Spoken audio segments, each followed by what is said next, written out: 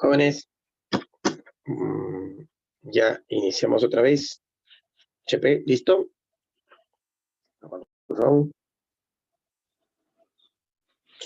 son ustedes? Bueno, vamos a empezar de arrancamos, ¿ok? Nos quedamos en Leguía, ¿cierto? Ya hicimos todo Leguía, ¿verdad? Tengo que terminar todo. ¿Sabes cómo lo voy a hacer? Vamos a avanzar hasta donde día. Debimos terminar la semana pasada. Sí, pero planificando bien lo hacemos. Y a partir ya después de Odría, cuando lleguemos a el reformismo moderado, la convivencia, hasta Sagasti, ¿qué hablas, oye? El reformismo moderado, la convivencia, de ahí para adelante voy a simplificar el esquema. Voy a usar el esquema básico, pero le he dicho a mi esposa que borre toda la información para yo darle la esquematizada. Ya vas a entender, ¿de acuerdo? Rapidito, no perdamos tiempo. Pantallita. Apresurémonos, pero vamos a responder todas nuestras preguntas. Ahí están, las preguntas del material. A ver, ¿qué es esto? No, tampoco. Sí. PPTs. Ajá. Acá está. Bien. Segunda mitad del siglo XX.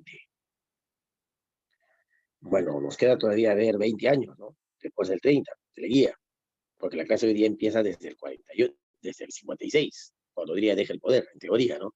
Hasta el gobierno de Toledo. Bueno, en teoría de Toledo. Eso dice el tema, pero San Marcos se han preguntado hasta Fujimori, no más. ¿De acuerdo? Pero ya, veamos, rapidito, avancemos. Eso ya lo vimos, ¿cierto? Desde el primer civilismo, porque hay un esquema igual para el primer militarismo. Y recuerda que fue lo último que vimos, el oncenio de Leguía, ¿cierto? Muy bien, ya he visto el oncenio de Leguía, avanzamos con la línea de tiempo y seguimos con el siguiente periodo. ¿Cuál? El tercer militarismo, porque esa fue la consecuencia, te dije, tras la salida de Leguía, ¿no? Que los militares llegan al poder otra vez, esta vez con Sánchez Cerro. Tienes que visualizar bien el contexto. El contexto en el cual esto se da es cuando en el mundo van cogiendo importancia los gobiernos fascistas europeos. Pues esa influencia, esa característica se dejó sentir aquí, con gobiernos fascistas también. Bueno, cuando sacan a Leguía, Sánchez Cerro en 1930. Fue una junta militar la que gobernó con Sánchez Cerro, por si acaso, no fue él como presidente. Él querrá ser presidente, postulará al año siguiente, el año 31, por eso dejó el gobierno momentáneamente. Bueno, este tercer militarismo se extiende hasta 1939, ¿cierto? Casi 10 años, pues somos la década fascista, porque esa característica tuvo. Pues hablemos rápidamente de la década fascista, ¿ok? Bien, profe. Principal característica. ¿Qué fue la década fascista? Dos gobiernos de tendencia nacional, anticomunista, bueno, ultranacional, porque eso es el fascismo, ¿no? Una política ultranacionalista.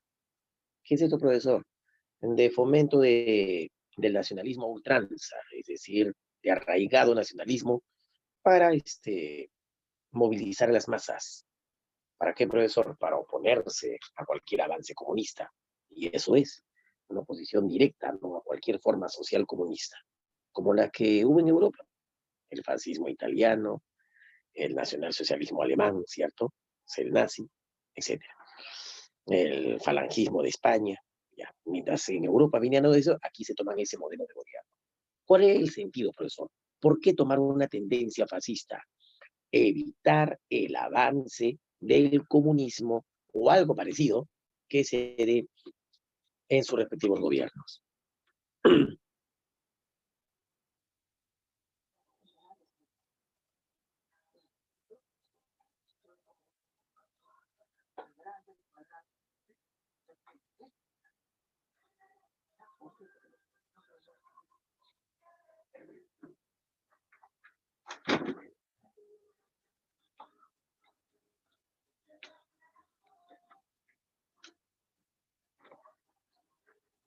Ya, sigamos, jóvenes. Decía,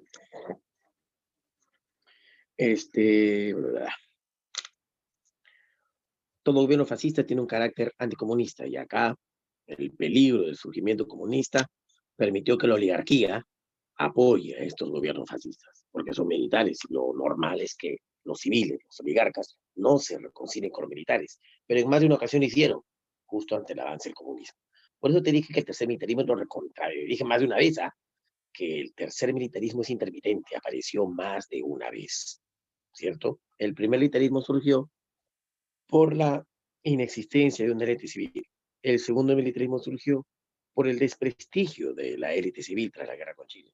Este tercer militarismo surge para evitar el avance de los movimientos socialistas en el Perú, ¿de acuerdo? Y fue apoyado por la oligarquía, por eso se llama de carácter oligárquico. A ver, profe, así que usted me mostró en el oncenio, cómo podía entenderlo, viendo a Leguía y las bases que sustentaron su poder. ¿Recuerdas? Tenía una base política, una base social y una base económica. Para que entienda esta década fascista, tienes que entender el contexto que vivieron. Y como puedes ver en el esquema, hubieron tres contextos. Cada gobierno que te muestra, a la izquierda y a la derecha, por fueron dos gobiernos, el de Sánchez Cerro y el de Benavides, cada uno de ellos trató con diversas medidas, con diversas propuestas, con diversas leyes y acciones, lograron, no, trataron, de acuerdo, de eh, responder a ese contexto presentado. ¿Entiendes? Y cada quien pues lo hizo a su forma. Es como en una familia, ¿no? Ante una misma crisis, tu hermano mayor, tú, tu padre, no sé, responden de diversa manera. Cada quien según su planteamiento. O tú y tus amigos, no sé, ante este contexto de pandemia, algunos responderán pues estudiando desde casa responsablemente.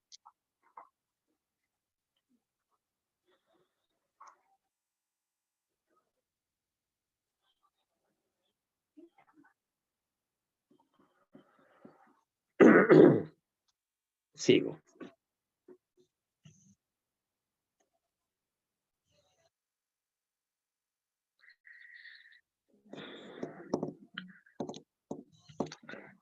Te decía, muchacho, o sea, hay tres contextos. El contexto que ves de amarillo, el contexto que ves de azul, el contexto que ves ahí de naranjita. Son contextos internacionales, acontecimientos que van pasando, incluso aquí también en el Perú, y ante ello tienen que responder, ¿de acuerdo? Cada quien lo hizo de diversa forma. En este contexto de pandemia, no sé, pues algunos responderán bien, estudiando desde casa, de manera responsable, quizás tengan internet fluido, qué chévere. Otros aprovechan para la vagancia, se relajan. O sea, ante el mismo contexto, los resultados son otros. Ya aquí en la década fascista, tanto Sánchez Cerro como Benavides van a responder de diversas formas de contexto. Mira, para que lo termine de entender. ¿Cuál es ese contexto, profe? La crisis capitalista, el crack del 29.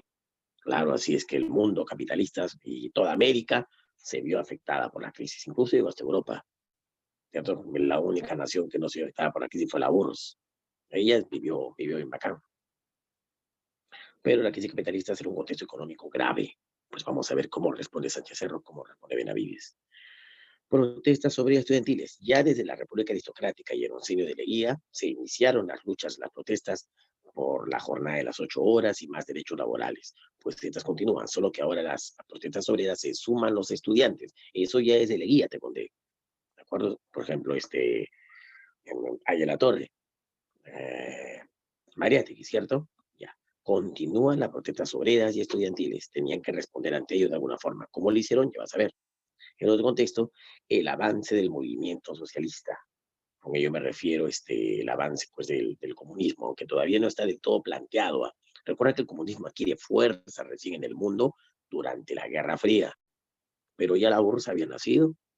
La Revolución Rusa generó el triunfo del sistema comunista en Rusia y luego se vuelve la URSS. Así que cada vez más el socialismo se difundía en Europa y en el resto del mundo. Aquí también ya hay intelectuales socialistas, Mariátegui desde el oncenio. ¿Te das cuenta? Y el tercer contexto, el primero, si te das cuenta, es un contexto político.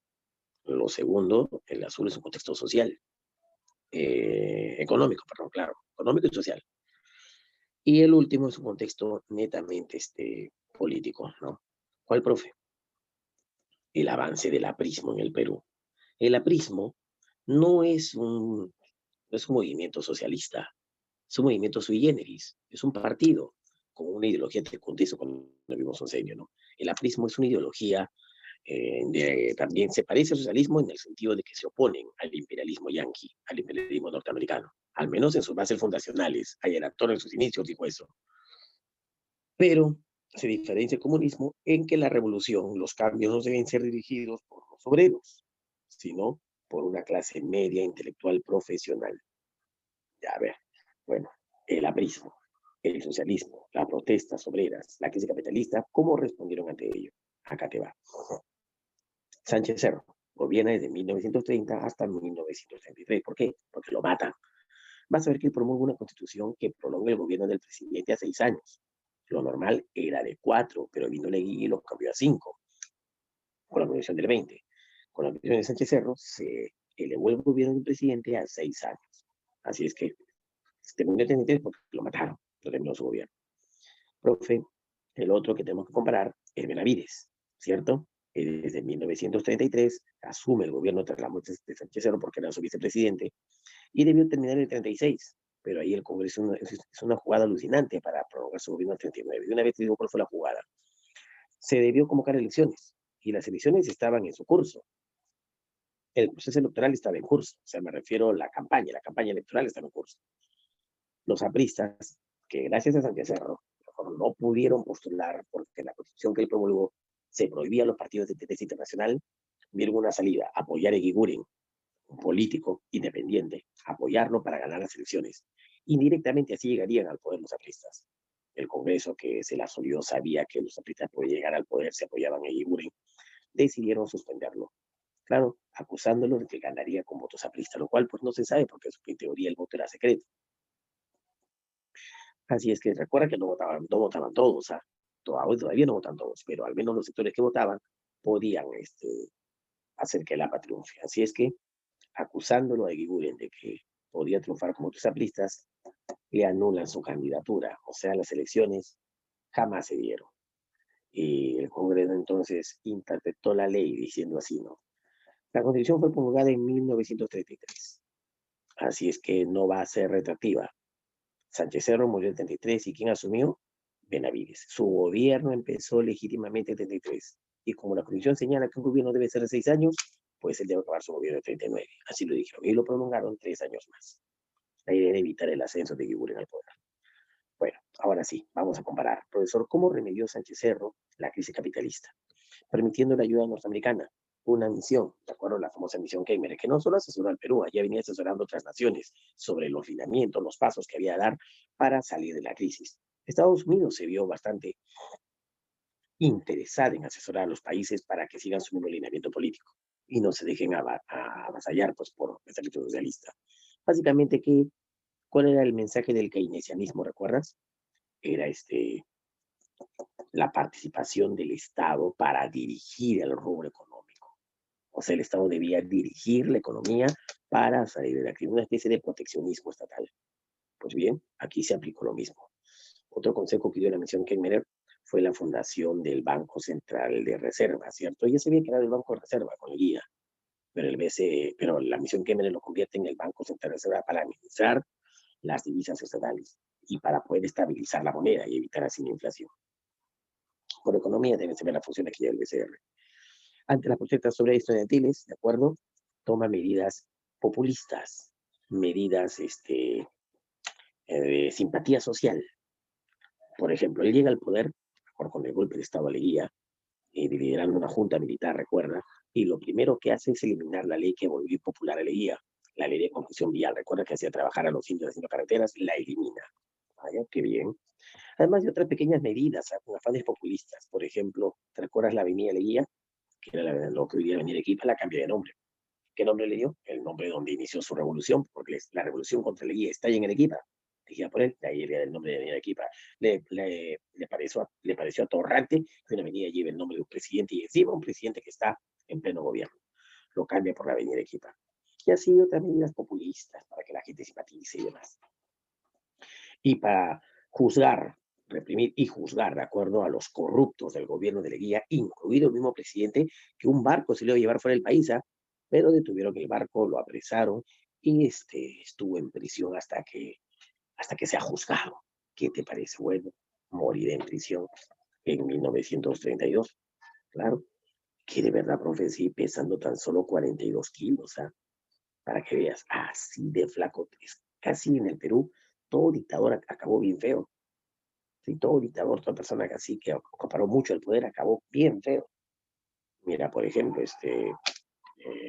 Echenique, por ejemplo, Balta, bien feo. Otro ejemplo, Caleguía.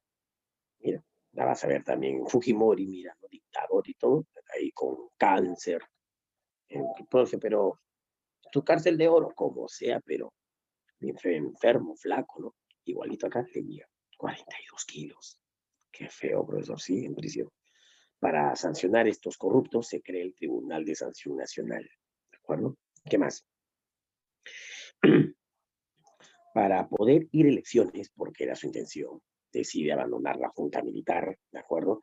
Y postularse, funda su partido Unión Revolucionaria, que tuvo un claro carácter fascista, también se vestían con uniformes militares, por más que sean civiles sus participantes, sus ministros y todo, se presentó a elecciones con el partido Unión Revolucionaria, así se llamó.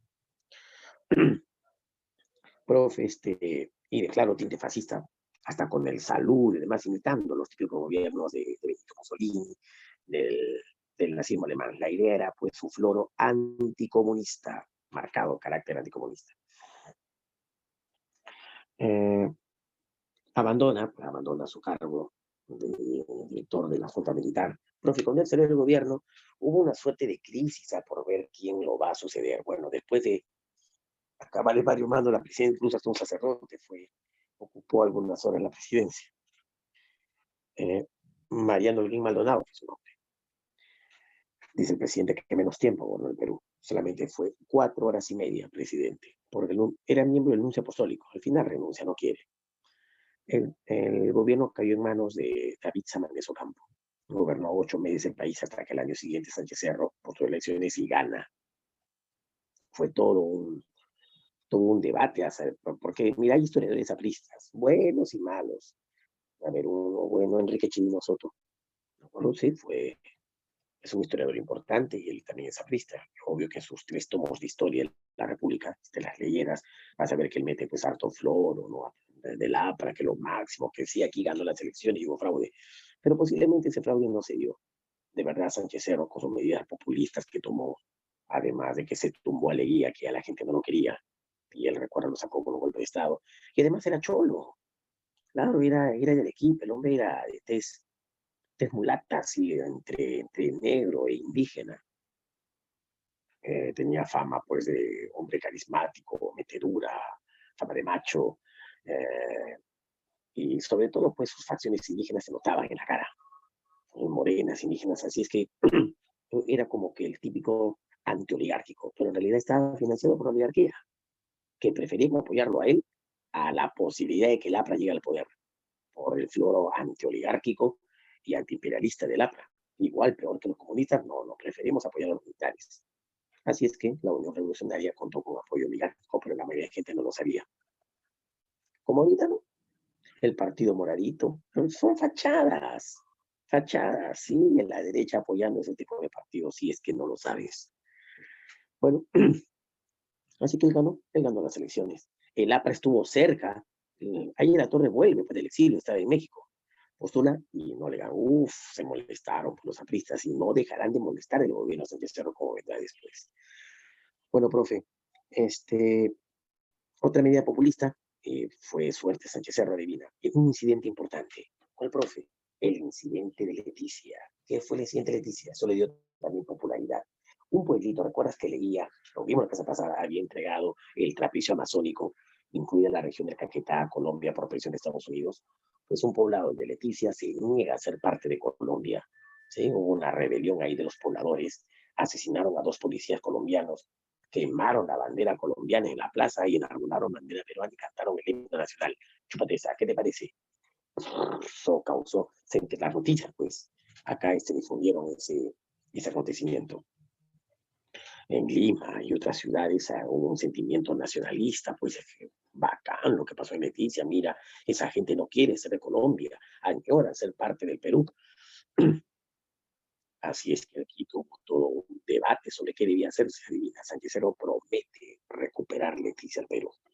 una suerte de guerra, pues no declarada con Colombia. Y de verdad, profe, iba a recuperar Colombia, pues parece que sí. Ya vas a ver por qué. Bueno, hizo también un conjunto de obras públicas para evitar el avance del socialismo, o sea, la idea es dar trabajo. Se construye la carretera central donde su gobierno. Y también un afán populista para evitar, pues, o sea, la idea es tener propaganda y evitar que el socialismo tenga de dónde criticarlo o cogerlo. Bueno, le da el voto a la mujer, pero ojo, el voto femenino solo en elecciones municipales y ni siquiera se hicieron realidad durante su gobierno, sino fue mucho después. Da la ley, pero solo para elecciones de municipios, solo que había algo alucinante, que se suspenden las elecciones municipales. Leguía lo había hecho, ¿recuerdas? Para crear las juntas departamentales, solo a nivel digital, y, ¿de acuerdo? Eso no se implementa sino hasta mucho después, pero al menos da la ley. ¿Sabes con cuándo se hizo efectivo el voto? Recién con Rodríguez, ¿de acuerdo? Ya. Profe, y es, profe, yo soy listo, me doy cuenta que las obras de amarillo son para enfrentar la crisis capitalista. Las obras de azul son para enfrentar las protestas obreras y el avance del socialismo. ¿Y por qué hay algo de negro? Lo pongo de negrito porque fue una doble jugada. Con la Constitución de 1933 logró contener el avance del socialismo y también del aprismo. ¿Por qué? Porque en esa Constitución, entre otras cosas, ya te dije, se alargó el gobierno, por ejemplo, a 6 años el presidente, tuvo carácter legislativo, le dio mayores facultades al Congreso, pero la jugada básica de esta Constitución es que prohibió que lleguen al poder los partidos de tendencia internacional. O sea, se prohibió que postulen a la presidencia los partidos de tendencia internacional. Y con eso, pues, se evitaban que el APRA llegue al poder. ¿Por qué? Porque fue fundado en México. Como fue fundado en México, no podía postular. Así es una jugada de tacazo. La otra, el socialismo. Y el socialismo, Mariátegui, ¿dónde funda el Partido Socialista? Lo funda aquí, en el Perú. Entonces, no pudieron evitar que el socialismo postule. Sí, también lo evitaron. ¿Cómo? Con este argumento. ¿Sabes tú que Mariátegui funda el Partido Socialista Peruano imitando lo que pasó en otra parte del mundo? Claro, existía el Partido Socialista eh, inglés, el Partido Socialista francés, el Partido Socialista alemán, el Partido Socialista español, habían partidos socialistas en varias partes de Europa. Imitando eso, funda aquí en el Perú, el Partido Socialista Peruano. Así es que el argumento que usaron, ¿no? Es un partido de tendencia internacional. ¿Por qué? Porque hay otros partidos socialistas en el mundo, que también es un partido internacional. Y lo vetaron. No pudo postular elecciones tampoco. ¿Qué te parece? Así que con esa constitución, mediante una ley presente en la Constitución del 33, se prohibió que el socialismo y el aprismo llegaran al poder. Acá, más razón para que lo dieran los apristas, ¿no? Por eso, ante las grandes revueltas apristas en el norte, centro y sur del país, le pide al Congreso, ¿de acuerdo?, que le dé autorización para reprimir el aprismo. El Congreso se lo da y promulga la ley de emergencia, ¿de acuerdo? Así que todo lo que ves de rojito es para impedir, pues, el tercer aspecto, ¿no?, la llegada al poder de la Torre y el aprismo.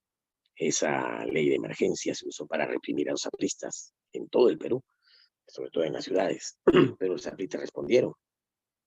¿Cómo? Intentaron tomar el poder asaltando el cuartel O'Donovan en Trujillo. Se llamó la crisis de Trujillo. Sánchez Cero lo reprime, ¿sí?, enviando tropas, enviando el ejército, y lograron retomar el cuartel O'Donovan. Y hubo una matanza alucinante ahí de apristas en los muros de Chanchán, en Trujillo. Ese año es conocido como el año de la barbarie. Los apristas también respondieron y no descansaron, ¿de acuerdo?, hasta darle muerte al presidente Sánchez Cerro. ¿Sabes justo cuándo? Cuando pasaba una revista así a las filas de sus tropas, haciendo una revisión militar, pasando listas sus reservistas, o sea, soldados en reserva para mandarlos a Colombia, a la frontera, para recuperar Leticia. ¿Dónde, profe? En lo que es hoy el Campo de Marte, era en ese entonces el hipódromo de Santa Beatriz. Hay un heladero, bueno, dicen que estaba vestido heladero. Era un militante aprista, un joven militante aprista, ¿de acuerdo? Su nombre, Abelardo Mendoza Leiva, ¿sí? Tiró a quemarropa en mi espalda. Era la segunda vez que atentaban contra su vida. La primera vez no, pero fue saliendo de una iglesia. Esta vez fue pasando revista a sus tropas. Le perforaron el pulmón y lo fulminaron. Ah, su profe, qué feo. Bueno, ya sabes, cuando lo matan, el vicepresidente llega al poder. ¿Quién era? Benavides. No era la primera vez que estaba en el poder, ya había sido presidente durante la República Socrática, al menos un año. Y te conté que en ese año se inició la Primera Guerra Mundial. Pues más piña el hombre Ahora, durante sus 6 años, acabando su gobierno, se inicia la Segunda Guerra Mundial. Pero bueno, pero frente a la crisis capitalista, ¿qué hizo? Pues tratar de fomentar empleo, haciendo obras, por ejemplo, una mayor política tributaria para superar la crisis, y turística. Sí, fomentó el turismo, ¿no sabías? Una red hotelera, construir la carretera panamericana y obra en infraestructura. Inicio de la Segunda Guerra Mundial, ya te conté. ¿De ¿Y eso por qué, profe? Mira, cuando inició la Segunda Guerra Mundial, hubo un contexto de miedo, una fuga de capitales, cayeron las exportaciones, así es que al final de su gobierno se siente esa crisis. Profe, para las protestas obreras, medidas populistas también, ¿de acuerdo? Para evitar el avance de los obreros protestando contra el gobierno, da la ley del seguro obrero. ¿De acuerdo? Vas a ver más adelante, recién no confundas, podría dar la ley del seguro del empleado, que es otra cosa. ¿Qué más, profe?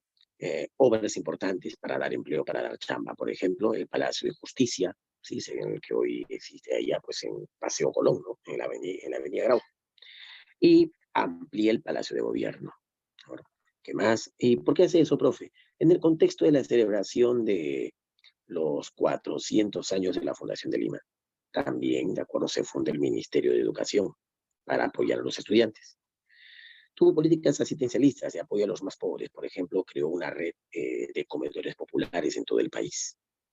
También la carretera panamericana, ya te conté, en particular, pero fue un proyecto de ELA, fue un proyecto de Franklin Delano Roosevelt para unificar todos los países americanos. Viene desde Alaska esa carretera, Canadá, Estados Unidos, México, es alucinante, llega hasta Chile. Bueno, aquí en el Perú se construyó durante el gobierno de Benavides, pero fue con dinero de cada país, dinero peruano. Para evitar el avance del socialismo, también un nuevo código civil y penal que restringía los movimientos socialistas. Ya, Porfe, firma del protocolo de amistad y cooperación. Ya, ¿qué fue eso? ¿Recuerdas el incidente Leticia? Sánchez Cerro iba a recuperar, ¿cierto? O en teoría, el territorio que había entregado a Leguía, pero lo mataron. Hay teorías que afirman de que su asesinato fue promovido también por Estados Unidos. ¿Por qué? Porque Estados Unidos jamás permitiría que Perú recupere el trapecio amazónico. Recuerda que fue Leguía el que lo entregó, pero a pedido de Estados Unidos. Bueno, con todo teorías de conspiración o no, lo que hace Benavides es ratificar, ¿de acuerdo? El Tratado Salomón-Lozano, que se había firmado con Colombia. Ahora con la firma del protocolo de amistad, no confundas con un protocolo que vendrá después, con Arteche, se llama protocolo de amistad y cooperación.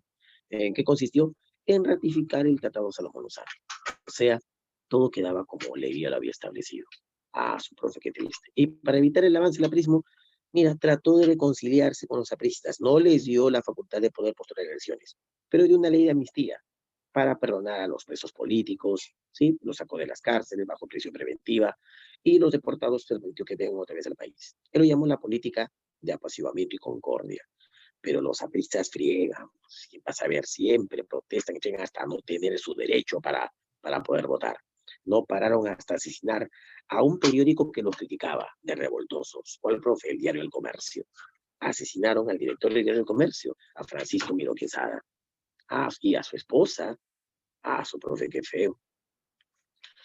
Ya, ¿sabes con qué lo comparan? También con el asesinato del archiduque Francisco Fernando lo comparan, pero no tiene nada que ver, es otro contexto.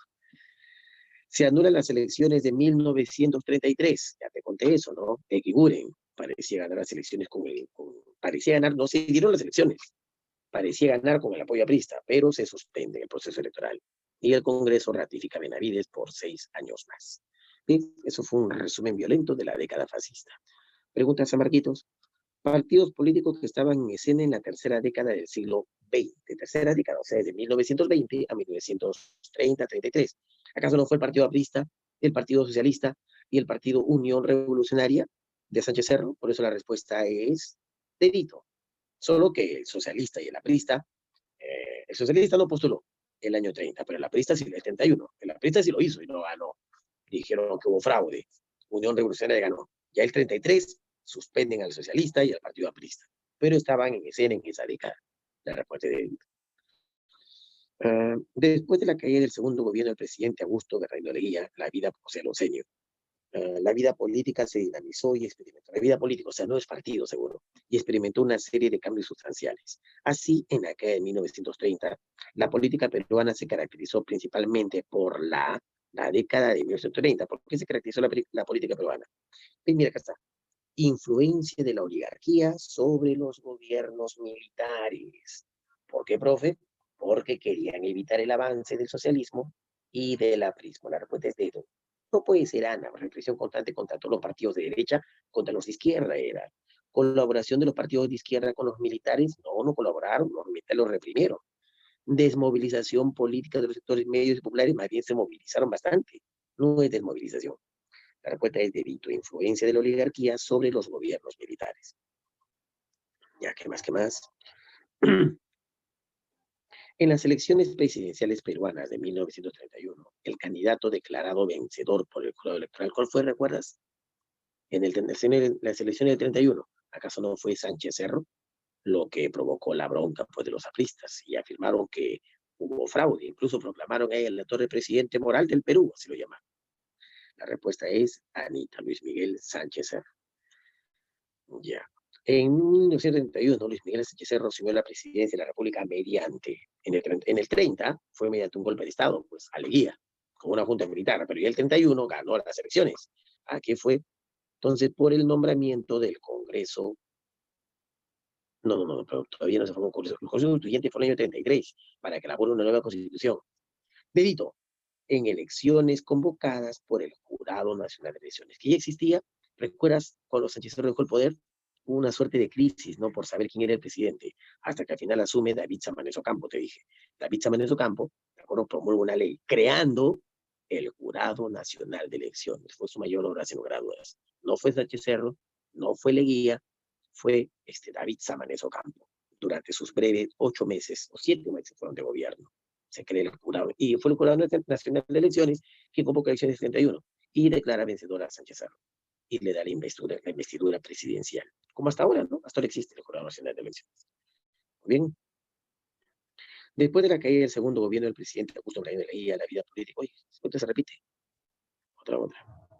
¿Quién fue el general que dirigió un levantamiento militar en Lima, logrando la renuncia de Augusto Belaúnde Leguía y encabezando una junta militar que lo sustituyó en el gobierno? Recuerda, la junta militar la dirigió Sánchez Cerro, pero mientras él se levantaba, de acuerdo, en Arequipa, aquí lo secundaba Benavides después. Claro. ¿Qué más, qué más? La Constitución de 1933, promulgada durante el gobierno de Sánchez Cerro, en su artículo 53, establecía: el Estado no reconoce la existencia legal de los partidos políticos de organización internacional. ¿Ya ves? Con ellos intentaba, ¿recuerda que se intentaba? Evitar que el aprismo y el comunismo lleguen al poder, ¿no? Besito en la respuesta. Dejar fuera de la legalidad al APRA, y así lo hicieron. El APRA era un partido legal, no podía postular elecciones. ¿Qué te parece? El Tratado de Salomón Lozano, firmado durante el gobierno de la Patria Nueva y que nos costó perder el trapecio amazónico y el pueblo de Leticia, fue ratificado durante el gobierno de Benavides, ¿cierto? Claro, en 1933, con la firma del protocolo de amistad, es de paz, amistad y cooperación. Ahí está de más límites. Es de protocolo de paz, amistad y cooperación. Ahora sí se llama. Dedito. Luego de la caída del gobierno de la Patria Nueva, se inicia el tercer militarismo. Estoy terminando las preguntas de la semana pasada para que no digas que no se marcaron. Luego de la caída del gobierno de la Patria Nueva, se inicia el tercer militarismo. Sánchez Cerro, quien crea el Tribunal de Sanción Nacional. ¿Recuerdas para qué lo creó? Para enjuiciar, ¿no?, a todos los allegados al leguismo. Por eso la respuesta es enano. Juzgar a los colaboradores del gobierno de Leguía que se enriquecieron ilegalmente. Incluso el mismo Leguía acabó en prisión. Sobre el tercer militarismo, veamos. Imperó en el gobierno la ideología fascista, sí, es el verdadero. La oligarquía respaldó los gobiernos militares por temor a apristas y comunistas, también es el verdadero. El aprismo fue apoyado principalmente por las masas campesinas, no, los sectores intelectuales y algunas clases medias. Es falso. Las mujeres ejercen por primera vez el derecho al voto, decidió la ley, pero no ejercen su derecho aún, te dije, ¿no? Es falso. Comienza el fenómeno de las migraciones de los Andes a la costa, no, será con Odría, no con Sánchez Cerro, ¿de acuerdo? Así, no con el tercer militarismo de esta época. Así que la respuesta es verdadero, falsa. ¿Listo? ¿Qué más? Durante el tercer militarismo, las principales medidas populares fueron, ¿recuerdas? Sánchez Cerro y Benavides, para evitar el avance comunismo y medidas populistas. Típico, pues, de un fascismo. Reconocimiento de sindicatos, no, reconocimiento de sindicatos será Manuel Prado Arteche, vas a ver. Reconocimiento de comunidades, digamos, comunidades campesinas lo hizo Leguía, ¿cierto? En su condición, aunque solamente en letra. Eliminación de la constitucionalidad, claro, eso fue lo que hizo Sánchez Cerro, ¿cierto? Seguro Vero fue lo que hizo Benavides, claro, la respuesta de casita.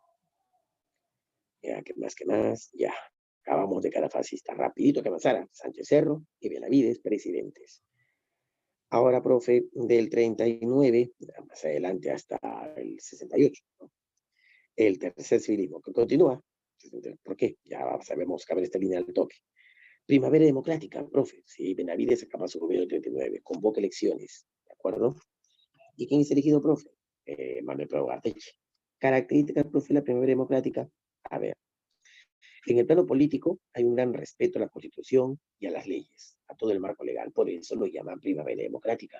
No se violó la Constitución, ni la ley, ni el derecho. Profe, qué loco. En el plano económico hay un acercamiento político con Estados Unidos. El presidente, por ejemplo, Manuel Prado Arteche, visitó Estados Unidos, le invitó el mismo presidente Roosevelt, claro, firmó la ley de préstamos y arriendos. El Perú era el contexto de la Segunda Guerra Mundial. El Perú le ofrece territorios aquí en las costas para que funde una base naval y pueda atacar en el Pacífico a Japón. Así de patero fue. Pero también nos beneficiamos pues con Estados Unidos y el apoyo industrial. Fue el primer impulso a la industrialización, que no fue tan rápida, fue un poco lenta, pero al menos pues algo es algo. Tolerancia al comunismo, pero que usted me está diciendo que en esta época la oligarquía no gobierna, la oligarquía gobierna. Apoyó a los militares en la época anterior, pero ya, pues ya dejaron de gobernar, convocaron elecciones y volvieron otra vez los civiles. Recuerda que estamos viviendo el tercer civilismo, solo que tuvo interrupciones militares varias veces. O sea, el tercer militarismo apareció varias veces.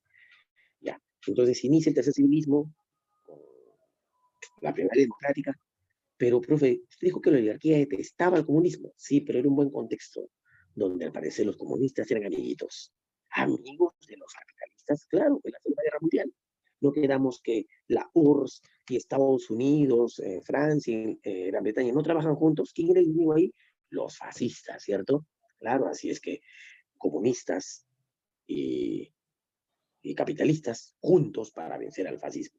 Pues en ese contexto de la Segunda Guerra Mundial eran aliados. Así es que Ugarteche tolera los sindicatos, tolera los partidos, no los declara legales, pero los tolera, no los persigue. Es más, los sindicatos, ya que reconoce oficialmente los sindicatos, Ugarteche, ¿sabe qué hacen los sindicatos? Lo declara incluso el Stalin peruano, así lo llamaron a Manuel Ugarteche. O sea, se los toleró, se reconocieron los sindicatos obreros. Bueno, a ver, por un lado tenemos a Ugarteche, el gobierno del Perú, desde el 39 al 45. ¿Por qué, profe? Porque recuerda que la constitución de Sánchez Cerro había alargado el gobierno del presidente a 6 años. Cuando gobernó Benavides, 6 años. Ugarteche también fue 6 años, así que él sí terminó su gobierno. ¿Quién era él? Era hijo, ¿te recuerdas del presidente de la guerra con Chile que se fugó por la plata en plena guerra? Mario Ignacio Prado, era hijo de él. Pues, qué loco, la gente había olvidado eso. Ahí está, pues, para que veas, el hijo de un maldito corrupto, ahora en el país. Pero hay que ser justo. Su gobierno no fue malo por el contexto, también por el apoyo norteamericano. Si era corrupto, no, pues no hay mucha evidencia de ello. Pero, ¿qué va a ser corrupto? El hombre era rico. Sí, uno de los hombres más ricos del Perú, gobernando el país, Manuel Prado Arteche. Bueno, profe, característica de su gobierno. La ley de préstamos y arriendos, que ahí está, mira, con el presidente Franklin Roosevelt, que está enfermito ya a punto de morirse, pobrecito. Bueno, lo invita a Estados Unidos, o sea, para hacer una diligencia, y él acepta, pues, un viaje a Estados Unidos.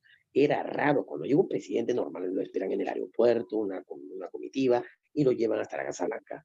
¿Creas que en el aeropuerto lo estaba esperando el mismo presidente?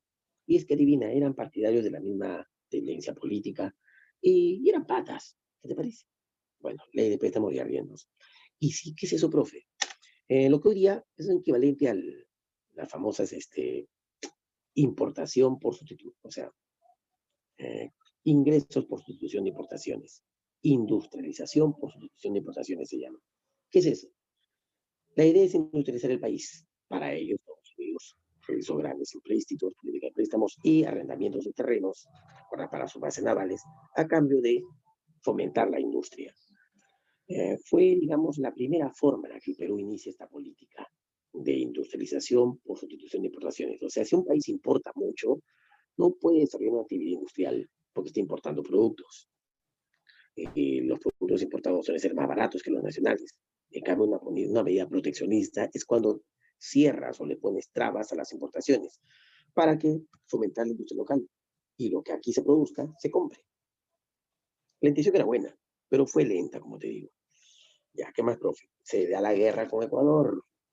Ecuador no estaba tranquila con sus concesiones, siempre reclamaba la posición de Tumbes, Jaén y Maynas, siempre, ¿eh?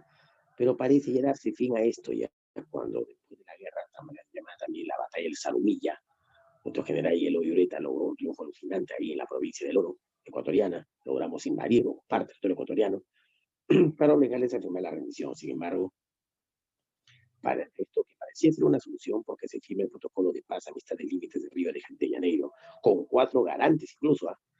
Parecía no, en realidad no darle fin a este asunto. Profe, ¿por qué? Ya va a saber luego por qué.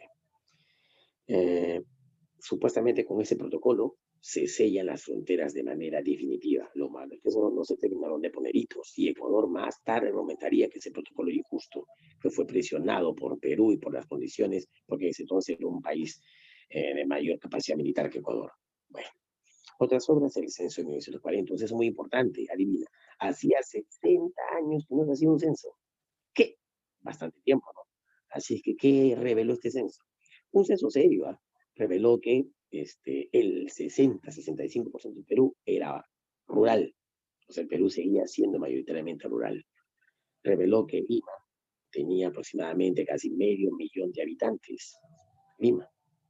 El Perú tenía en total pues más de 7 millones de habitantes en total. Y Lima tenía pues medio millón, así que no había tanto centralismo. Y ya te dije, ¿no? Básicamente terminó ¿para qué se usó? Para las políticas de gobierno interna, para establecer en qué zonas se haría, por ejemplo, mayor impulso industrial. La CTP, sí, adivina, se crea la Central de Trabajadores del Perú, no la CGTP, la CGTP. La CGTP fue obra de Mariátegui, ¿de acuerdo? Fue un sindicato general de obreros en el país. Se crea el Colegio Militar de Once Prado también. Y instituciones para apoyar la actividad industrial, Corpa, Corporación Peruana de Aviación Comercial, Corpa, Corporación Peruana de Amazonas, fomentar la navegación en fluvial, y se reconstruye la Biblioteca Nacional. ¿Por qué? Porque hubo un incendio. Se incendió la biblioteca y semejante labor fue encargada al intelectual peruano Jorge Basadre. Ya. Por ¿qué más? Adivina, te dije que fue el contexto de la Segunda Guerra Mundial. ¿Sabes qué hizo Prado?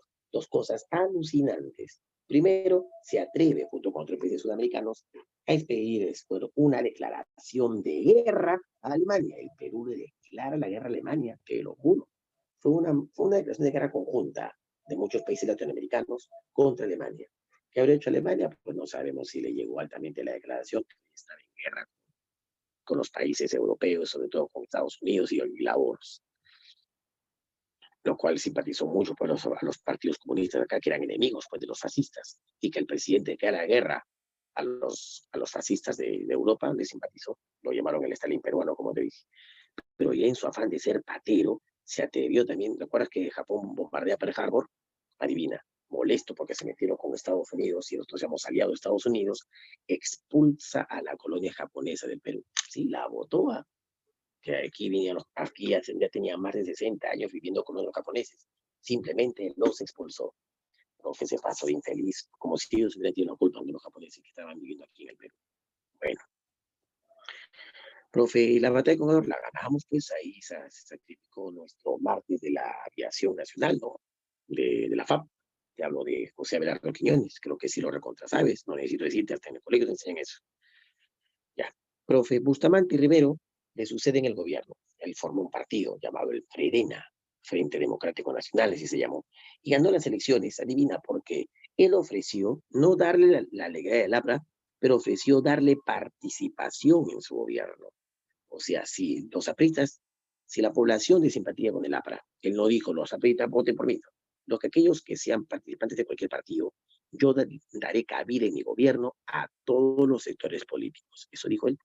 Así que se ganó no la simpatía del APRA, pero lo utilizó a él, vio en él un instrumento para llegar al poder. Él creyó que estaba usando los aprieta, pero los aprieta lo usaron a él. Así es que en 1945 gana las elecciones, mediante el Fredena. Él debió gobernar hasta el 51, 6 años, pero ves que gobernó hasta el 98 porque lo sacaron, no terminó su gobierno. Mira, Bustamante Rivero no era cualquier personaje. Él, ¿qué te digo? Si yo fuera mujer me lo chapo, y no por lo guapo porque era bien feo, sino porque es un intelectual de renombre, un abogado de prestigio. Mira, fíjate, muchos hablan de Javier Pérez de Cuellar, uno de los peruanos de mayor reconocimiento internacional, porque fue secretario general de las Naciones Unidas. Y eso no es nada. ¿Sabes qué fue Bustamante Rivero? Mira, él ocupó uno de los cargos jurídicos más difíciles en, en el mundo. Así cual, profe. Es abogado, experto en leyes. Tenía 2 doctorados. Nadie le ganaba en materia legal internacional. Por eso fue elegido para que sea uno de los miembros de la Corte Internacional de Justicia de la Haya.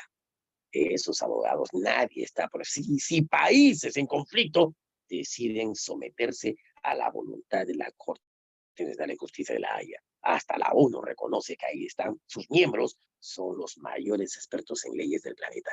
Ellos saben interpretar mejor la ley que nadie. Ahí está, pues. Y el hombre fue miembro de la Corte de Justicia de la Haya 2 veces. ¿Qué te parece? Fue invitado por su profunda sapiencia en el marco legal. Todo un monstruo, ¿no? Claro. Y además, conociendo de leyes, él fue el promotor de que se promulgue el famoso decreto supremo 781 de las 200 millas. Así que en el plano personal y profesional, todo un personaje. Pero como amante pues, del derecho, él también era amante del respeto a la ley, jamás violaría la ley. Por eso es parte de este periodo, la primavera democrática. Como ves, ambos no reprimieron a la población ni violaron la Constitución, gran respeto a la ley. Pero eso fue su punto débil. ¿Pero por qué?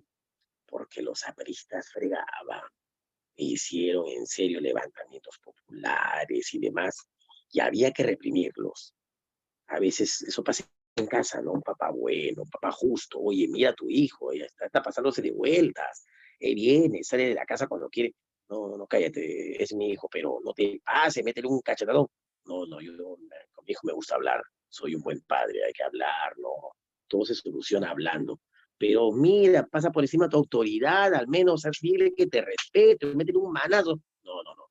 En ocasiones hay veces donde la mano dura sirve, pero él no, era un respetuoso de la ley y el derecho. ¿Qué pasó? Acabó bien feo, desplazado por su propia gente. Mira cómo se dieron las cosas. Bueno, llega al poder, ya sabes, y dice, no, formación del FRENA, Frente Democrático Nacional, así ganó las elecciones. Acabó la guerra, la Segunda Guerra Mundial, y después de una guerra, ahí viene la crisis, porque durante la guerra el Perú exporta, le va a recontra bien. Mira, una guerra así no se afecta, cualquier guerra así no se afecta. Antes de la guerra, crisis. ¿Por qué? Por el miedo, la tensión, la fuga de capitales. Durante la guerra, recontra chévere, porque los países están en conflicto, no tienen tiempo de abastecer sus mercados y el Perú puede exportar. Chévere, bacán. Pero después de la guerra, uy, ahí sí nos va mal, porque el país en guerra se recupera y ahora los productos suben, se especulan, y inflación, recesión económica y demás. Así que Ugarteche vivió chévere, pues, porque él vivió el desarrollo de la guerra. Mira, el 1939 al 45, justo después de la guerra. Bacán. El problema fue Bustamante. Claro, vino una crisis por guerra que afectó nuestras exportaciones, así que caballero se tuvo que importar. El sector agroexportador pues dejó de darle su apoyo, más o menos a la larga.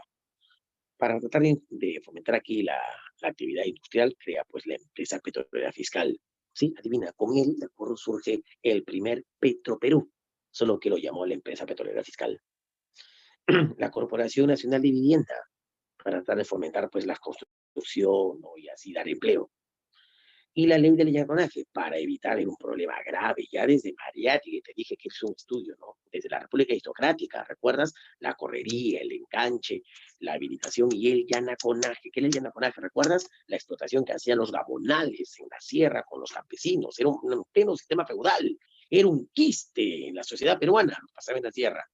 Él da la ley para prohibirla, para evitarla, pero fue letra muerta, no le hicieron caso y hubieron rebeliones apristas, adivina. Él permitió, como te dije, llegando al poder, permitió que varios apristas fueran parte de sus ministerios, ¿sí? Se ocupen cargos como ministros, asesores y demás. Ellos dieron muchas leyes, subsidios, o sea, dieron una ley de congelamiento de precios que afectaron la economía, no de, o sea, los precios deben bajar por el libre juego de oferta y demanda, no por ley. La crisis se estalló. ¿Y qué hicieron los apristas? Culparon al gobierno, a Bustamante, cuando ellos fueron los que tomaron las medidas. Y ante la severa crisis, movilizaron a la población para protestar contra el gobierno. O sea, hipócritas. Bustamante no se atrevía a reprimirlos. Habían revueltas en el sur, en el norte. La más brava fueron en Puno. Por ahí, adivina, muchos pues de sus ministros, porque ya los apristas renunciaron. Los nuevos ministros civiles, viendo que esto era incontenible, también renunciaban. Se quedaban sin ministros. Si ya no tienen ministros, adivina quiénes asumen, a quienes les anima ya al menos ser ministros. Militares. Más de la mitad de su gabinete eran militares. Así es que le decían, señor presidente, declare ley de emergencia, así como hizo Sánchez Cerro, que reprimir a los infelices. No, no, no, mi gobierno democrático. Se hartaron de él. Un militar, su ministro del Interior, o sea, ministro de Policía, ¿de acuerdo? Le dio un golpe de Estado. ¿Quién, profe? Odría, claro. Y Odría inició una represión a los apristas que al menos puso orden. Que la APRA siempre llegaba menos en sus inicios. Pero lo bueno de él, ya te dije, no fue el año 47 cuando promulgó el decreto supremo 781. ¿Cuál, profe? El de las 200 millas. Profe, y ese personaje, los apristas fregaron. El incidente más bravo, fueron dos incidentes bravos, el de Puno, el del Callao, ¿sí? Los marinos del Callao, fomentados por apristas, se acuartelaron, tomaron la fortaleza de Real Felipe y toda la región del Callao. Otro incidente, mataron, de acuerdo, al director del diario La Prensa, que también criticaba el aprismo, a Francisco Graña Garland. Su profe, qué feo. Ya, pero ya sabes, todo eso determina pues el golpe de los militares apoyado por la oligarquía. Mira, en la primera democrática, ¿sabes a quién les fue bien? Pues a los agroexportadores. ¿No ves que aumentó las exportaciones por el contexto de la guerra? Los de caña de azúcar exportaban bien bacán, felices. Los mineros también, vino la inversión extranjera, los mineros se exportaban bacán. Pero los que les fue recontra mal, ¿de acuerdo? Fue este, a los oligarcas, los ricos que veían pues un peligro en el aprismo. Decidieron apoyar a Odría para que le dé un golpe de Estado. Odría, entonces, harto de los apristas, saca a Bustamante y lo deporta, lo lleva a Argentina. Ahí escribirá su obra, Bustamante, mis 3 años por la democracia, mis 3 años de lucha por la democracia en el Perú. Bueno, lo único bueno que nos dejó, ya sabes, fue el decreto supremo 781, que nos dio soberanía en las 200 millas. Y al respecto, voy a hablarte sobre esos dos. ¿Te acuerdas que usamos el mapa para las expansiones o disminución del territorio en Perú? Mira, ahora Manuel Prado Gartech, ¿recuerdas con la firma del protocolo de paz, amistad y límites de Río de Janeiro? En teoría se definieron las fronteras ya con Ecuador. Tras la guerra del 41, la guerra de Salumilla. Mira, profe, pero no ganamos, pero le cedimos la región de Sucumbíos, con tal de que ya no reclamen, de acuerdo, Tumbes, Caeña y Maynas. Al menos eso fue lo bueno. ¿Sí? Fue firmado por Alfredo Solsumuro por el caso del Perú y Julio Tobar Donoso por el caso de Ecuador.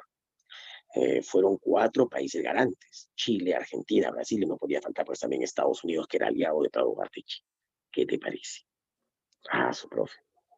Entonces ya sabes que fue durante el primer gobierno de Prado porque gobernaba otra vez. Esa fue la región que perdimos, la región de Sucumbíos. Muy bien. Y luego con Bustamante Rivero, la ley de las 200 millas. ¿Recuerdas?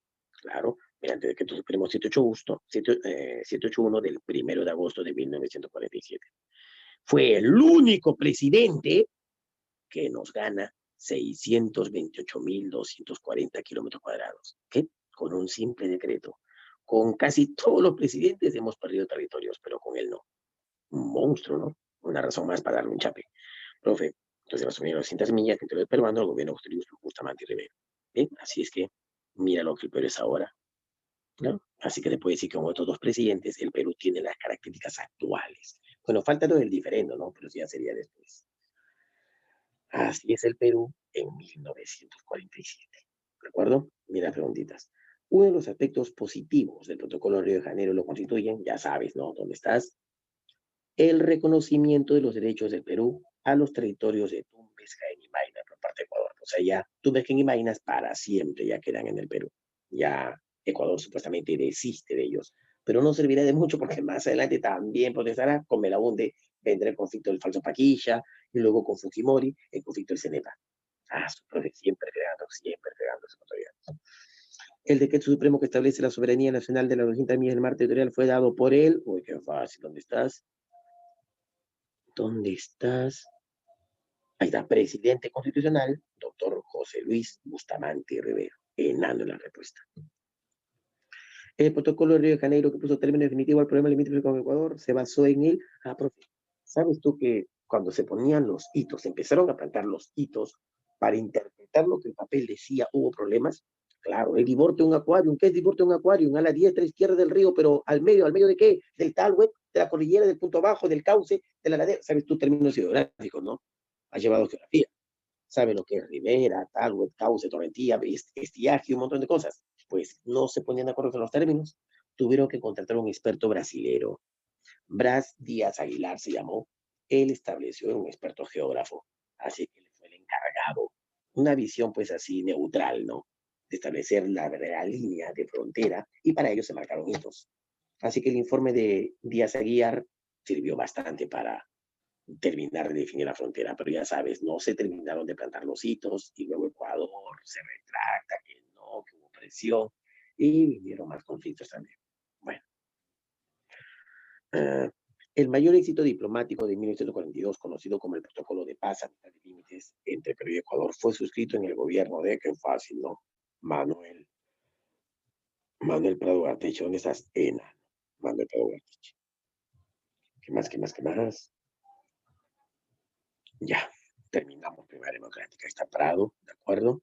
Y Bustamante. ¿Bien? Ya dije que Bustamante lo sacudría. Así que otra vez un tercer intermitente. Por segunda vez se presenta el tercer intermitente, otra vez con el ochenio de Odría. Pues hablemos del ochenio rapidito. Profe, ¿por qué? Porque va desde el 48, perdón, hasta el 56. ¿Por qué ochenio? La Constitución decía que se debía gobernar 6 años. Él gobernó 2 años. Su gobierno tuvo 2 fases.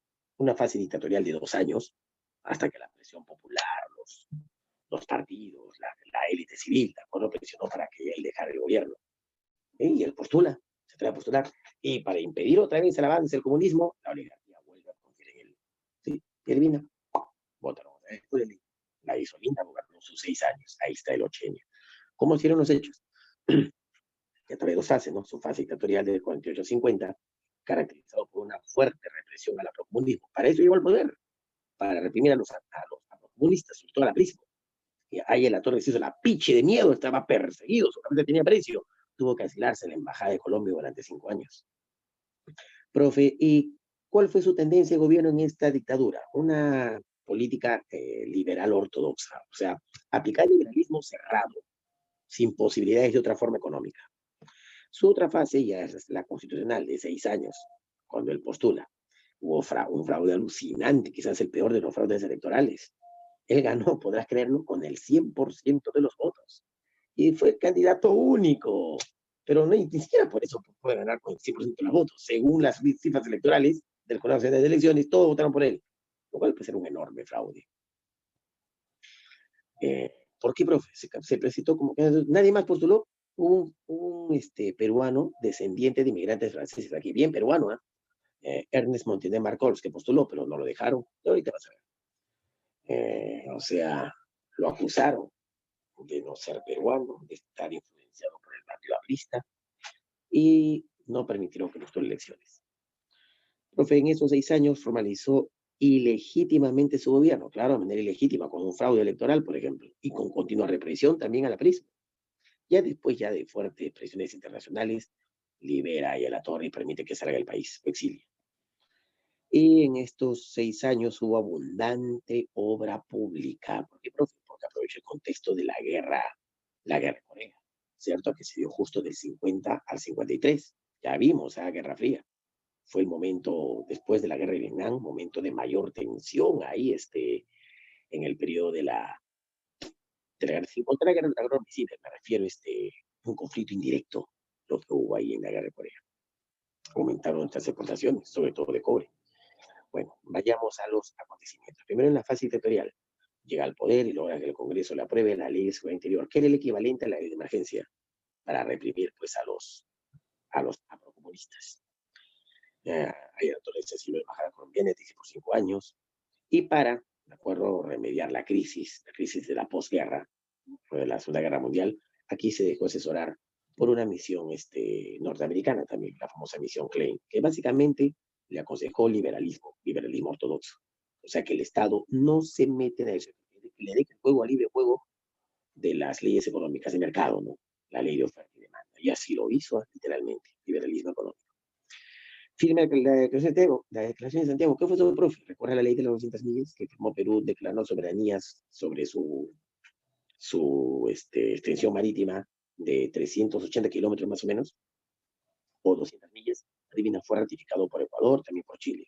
Ambos firmaron en Santiago esa declaración, ratificando su dominio de las 200 millas. ¿Qué fue la bajada al llano? Así lo llamó él, ¿de acuerdo? Bajaré al llano, dijo, o sea, al pueblo, ya no seré presidente. Pero ni tanto, porque dejó el gobierno a uno de sus hombres de confianza, su brazo derecho. ¿Quién, profe? Zenón Noriega, un gordito ahí, bonachón. Zenón Noriega gobernó igual que él, ¿de acuerdo? Con su línea, con su política represiva, el aprismo al comunismo, para convocar elecciones transparentes y limpias, dijeron. Muy bien. Postuló, como te dije, Ernest Montaner Marcos, pero fue detenido, acusado de apoyar a los apristas y de no ser peruano incluso, desaparecieron muchos documentos suyos. Él había fundado su partido, la Liga Nacional Democrática, pero lo acusaron de ser afrocomunista, ¿sí? Y no dejaron que postule elecciones. Su profe que así que Odría se presenta solo y ganó con el 100% de los votos. Tremendo fraude, ¿no? Bueno, y ahora que está en el poder, también decir, no fue tan represivo como la primera vez, pero continuó su política de evitar que el comunismo de la prima llegue, no se proteste en las calles. Trata de dar empleo y calmar a la población con la ley del seguro del empleado. Los profesionales, también por fin ya la mujer obtiene su voto, pero la primera vez que ejerce el voto fue en las elecciones siguientes, o sea, donde ganará Ugarteche, porque Ugarteche volvió a ser presidente después de él, claro. No, pero él da la ley para que las mujeres voten en elecciones presidenciales, pero no todas, ya sabes que todavía no hay leyes o sea, no hay el voto universal todavía, ¿no? Con su frase hechos, no palabras, ¿de acuerdo? Y sintetizó también con, más que otra frase, era el significado de su mensaje. Salud, educación y trabajo, dijo él. ¿Qué es eso? Ahí invertiría. Y con esa serie de obras públicas logró establecer un patrón, que te digo, de estabilidad social. Créeme, a ver, si tienes a ver, si sacando cuenta matemática, algún bisabuelito o un abuelito recontra viejo que tengas más de 85 años, 86, con vida y sobre todo lúcido, que no tengas ahí, ¿de acuerdo? Que recuerde todo bien, pregúntale, abuelita, abuelito, ¿quién es para ti el mejor presidente? Oye, Andrea, quizá te va a decir. ¿Por qué? Porque va a recordar que hubo harta chamba, ¿sí? Los jóvenes, o sea, los que van a recordar su gobierno, si tenía un añito, 2 añitos, no va a lograr nada. Tiene que tener de 18 años para adelante. Pero te digo, debe tener 87, más o menos. Ya él te va a decir, ¿por qué? Hubo harto trabajo. Gran política de obras públicas. Pero con obras públicas solamente tienen trabajo los albañiles, los ingenieros. ¿Quién te ha dicho? Se construyen hospitales, así que trabajo para enfermeras, personal médico, limpieza, salud. Se construyó un montón de colegios. Trabajo para profesores, personal administrativo. Créeme, harto empleo con las obras públicas que él hizo. ¿De dónde? Pues las exportaciones que crecieron. La guerra coreana nos ha favorecido bastante.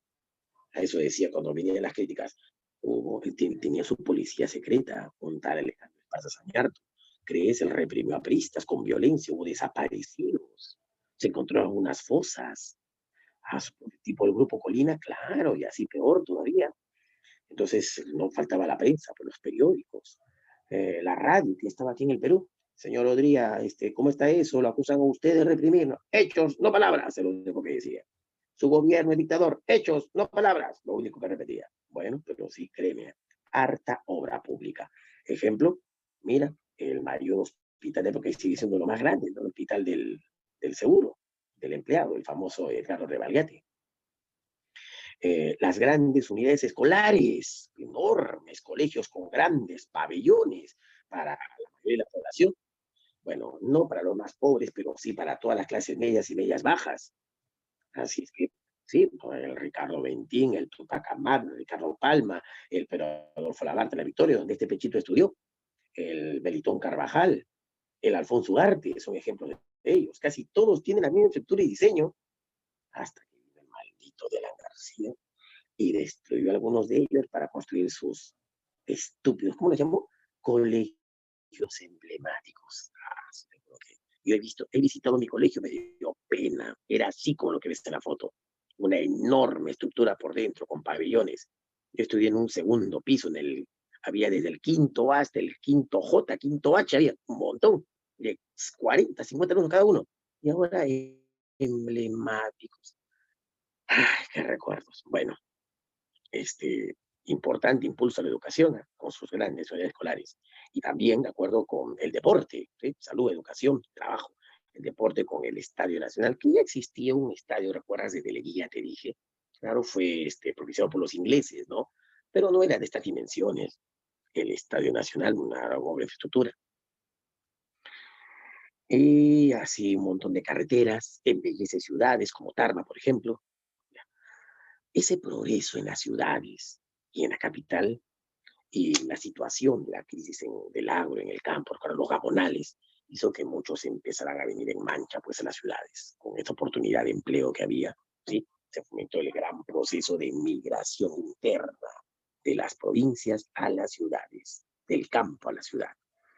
Aníbal Quijano ha llamado a esto cholificación, un sociólogo, ¿de acuerdo? ¿Sí? Cholificación, claro, porque surge el fenómeno cholo.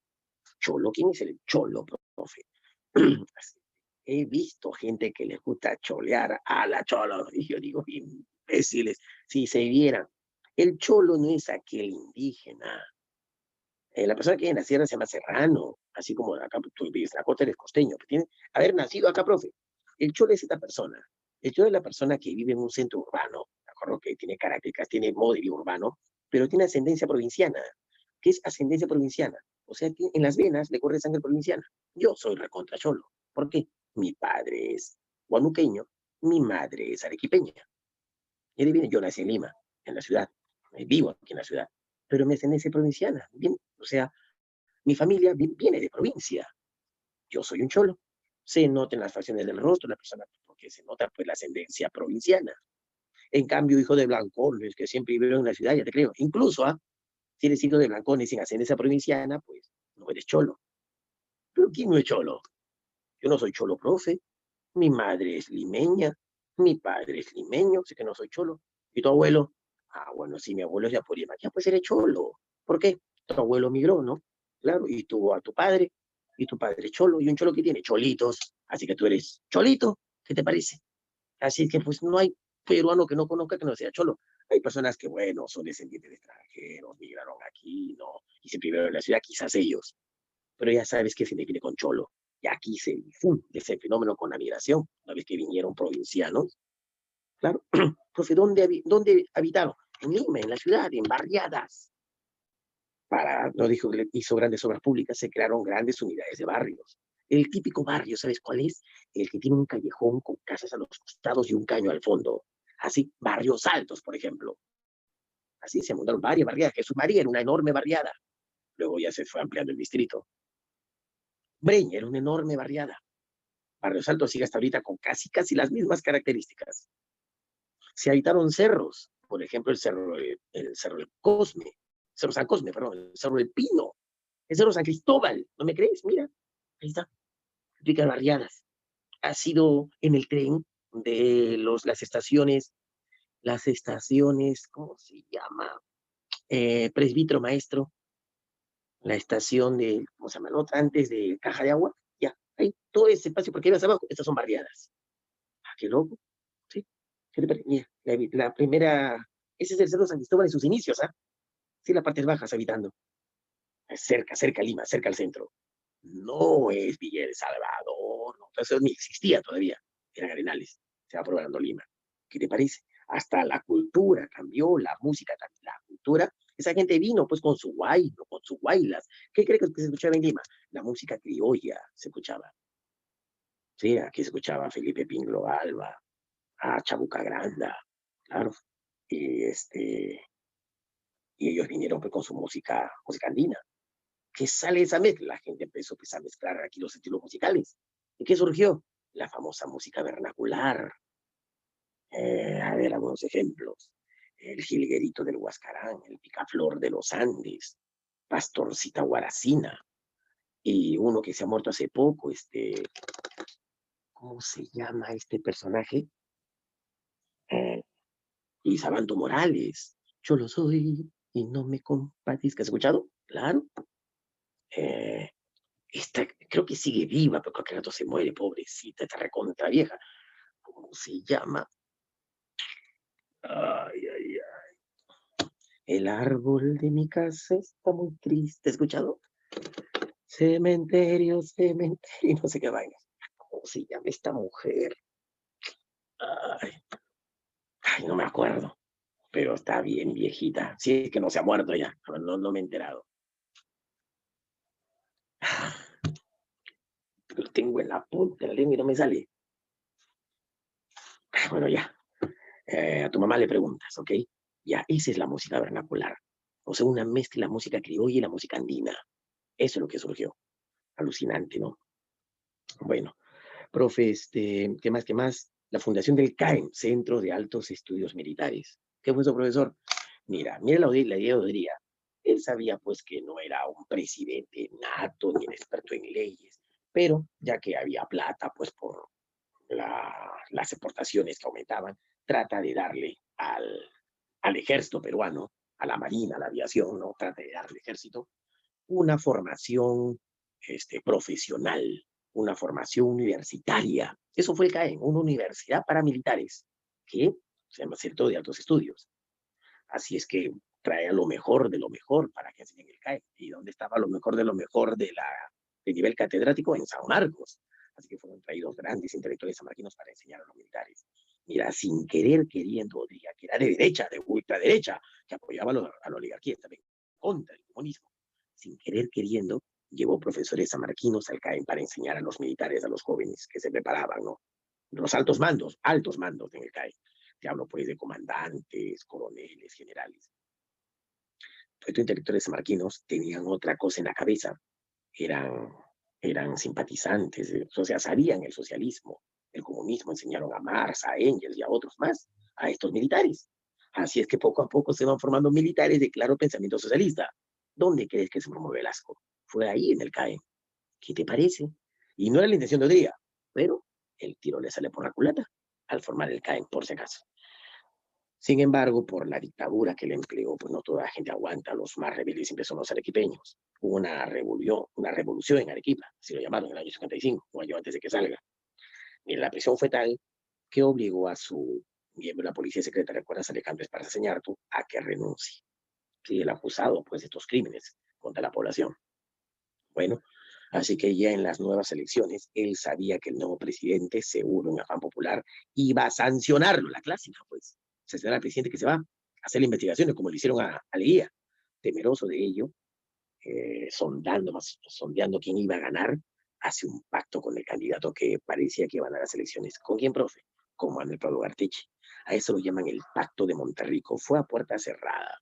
Se reunieron y lo que posiblemente han acordado es que yo te daré mi apoyo como presidente, tengo algunos simpatizantes y claro que los tenía, ¿no ves? Que hubo chamba, hubo empleo, profesores, enfermeras, ¿no? Algunos médicos, eran hinchas de Odría, se crearon importantes barrios también y demás, la gente que emigró encontró chamba como Odría. Yo tengo cierto apoyo. Yo les diría a todos mis simpatizantes que voten por ti, que simpatizo contigo, tú seguro ganarás, pero una vez que llegues al poder, no me enjuicies, ¿de acuerdo? Dame inmunidad, libérame de polvo y paja. Y así fue. Esto fue lo que ocurrió con la Barteche. No investigaron Odría, pese a los crímenes que eran evidentes, sobre todo los de Esparza Sañarto. Así se libró de esa jugada. Mira, tanto así quedó librado que se animó más adelante a postular. ¿Podrás creerlo? Bueno, además que las mujeres también no tienen el voto por él. Tenía simpatizantes, algo. La participación política de la mujer mediante el ejercicio del sufragio se logró durante el gobierno de, ya saben, ¿no? Odría, el ejercicio, no la ley, que lograba pues ya tener el derecho para poder votar. Eso fue con Odría. Bien, ¿qué más, qué más, qué más? ¿Qué presidente creó el Centro de Altos Estudios Militares? Odría, ¿cierto? Enano, qué pichanga. El gobierno del general Manuel Apolinario Odría dispuso de cuantiosos fondos fiscales que facilitaron la realización de un vasto plan de obras públicas y de impulso a la educación. Ya, dicha bonanza económica estuvo favorecida por la Guerra de Corea, ¿cierto? Libra entre 1950 y si no encuentras Guerra de Corea, colócate Guerra Fría, pues, porque la Guerra Fría, o sea, porque la Guerra de Corea ocurrió en el contexto de la Guerra Fría, por si acaso, ten presente eso. La Ley de Seguridad Interior, promulgada por Odría, tuvo como objetivo reprimir a los apristas y comunistas, ¿cierto? Así que la respuesta es nada, ¿no? Ahí está. Perseguir a los apristas. Muy bien. El gran auge económico del 50 permitió al gobierno de Odría. Mira, se repite la pregunta, ¿no? En nuestra república estuvo originado por, ¿dónde estás?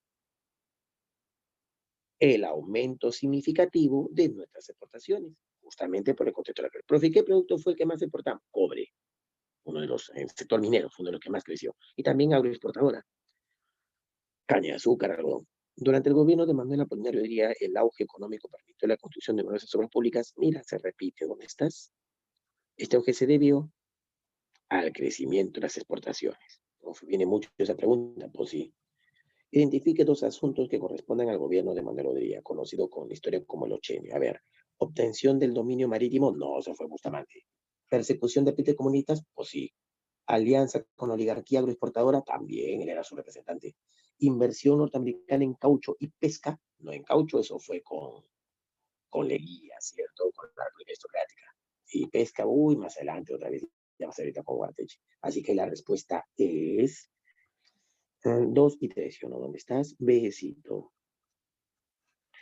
A nivel social, el gobierno de Hungría se caracteriza por, a nivel social, ¿recuerdas? Las migraciones internas, la cholificación, la casa. Al asumir la presidencia Odría, la prioridad del régimen en el aspecto económico era acabar con la crisis financiera que había afectado al Perú desde el término de la Segunda Guerra Mundial. El primer paso que tomó fue el primer paso de Odría para remediar la crisis. ¿Dónde estás? Llegando al poder, ¿recuerdas? Asesorarse por la misión Klein, ¿sí o no? Entonces la respuesta es de eso, contratar una misión americana liderada por el economista Julius Klein. Ya, la respuesta es besito. Las medidas económicas liberales tomadas por Odría favoreció al sector exportador, defensor del libre comercio, pero afectó económicamente al sector representado por, ¿recuerdas con Odría?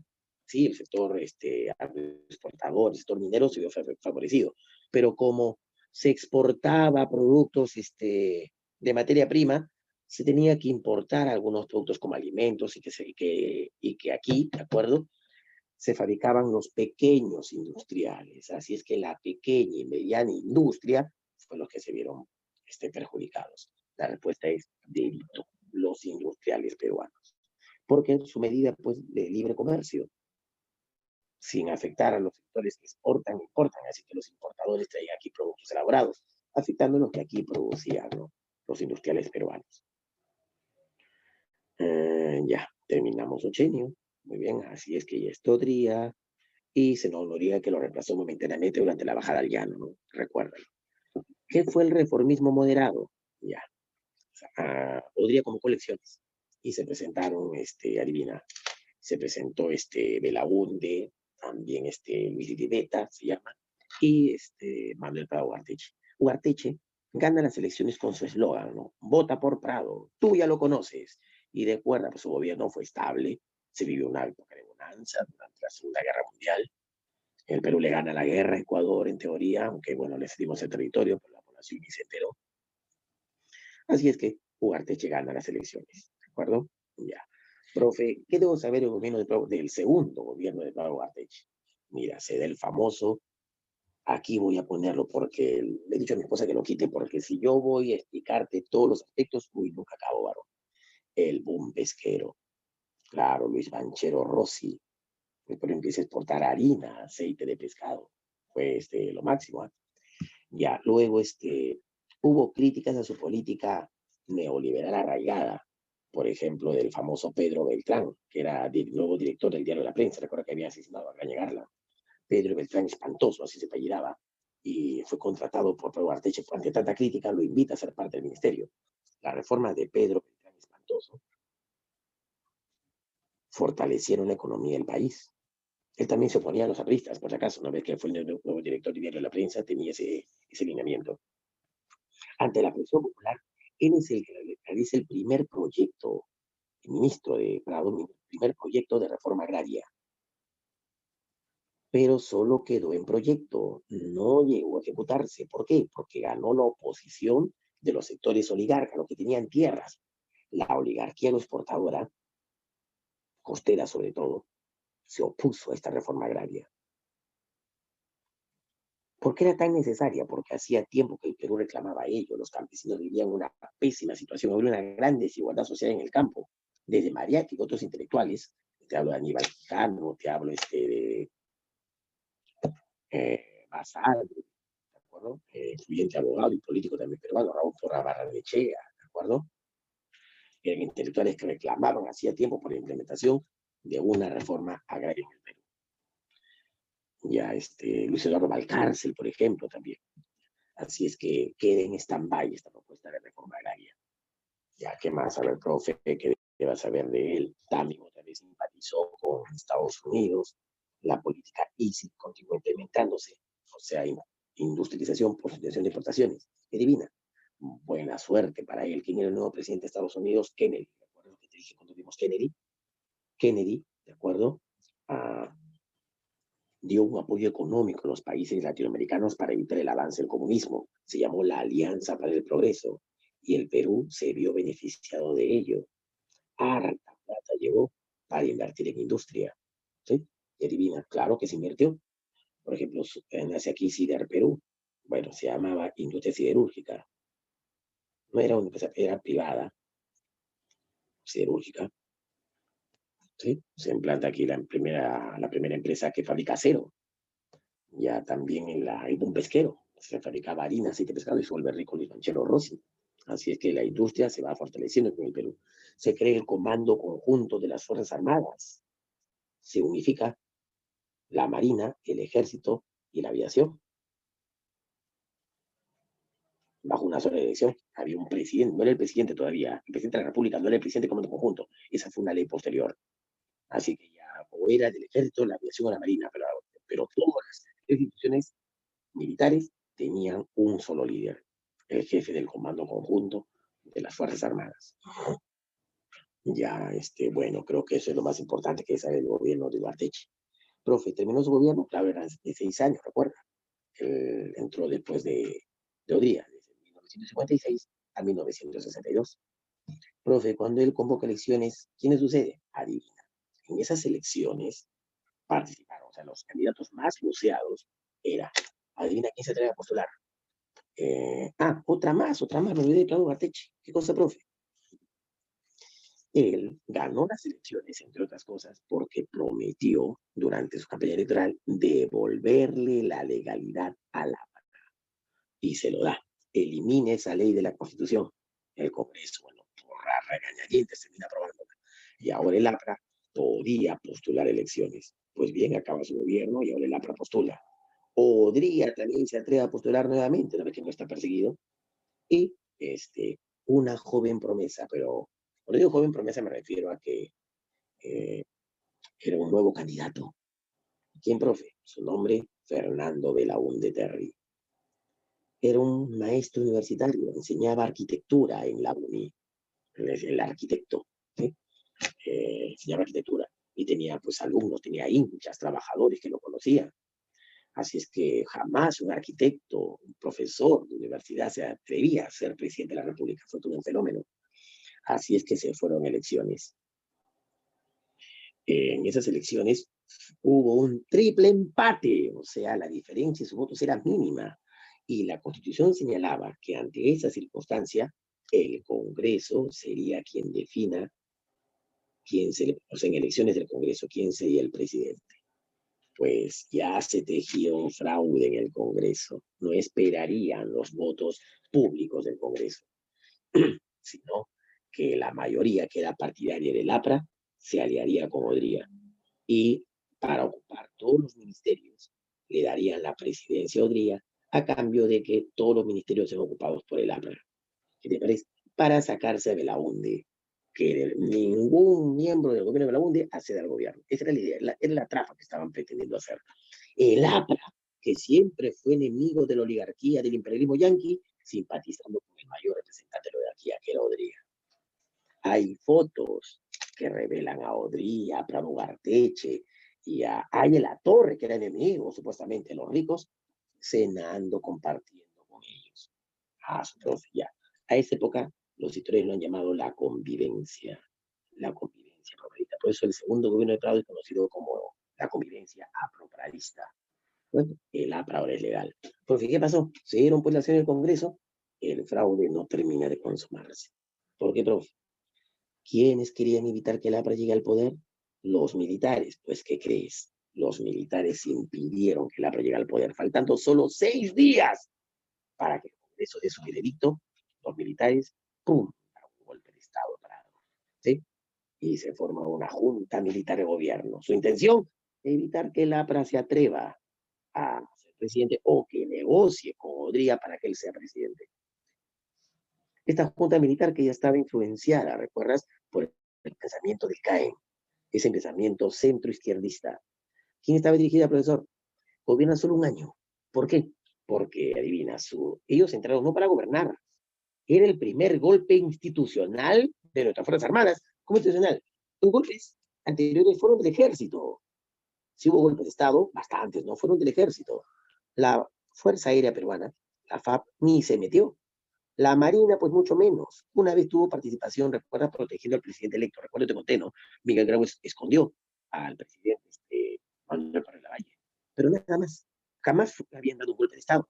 Ahora te dije que el Prado había fundado el Comando Conjunto de las Fuerzas Armadas. ¿Recuerdas?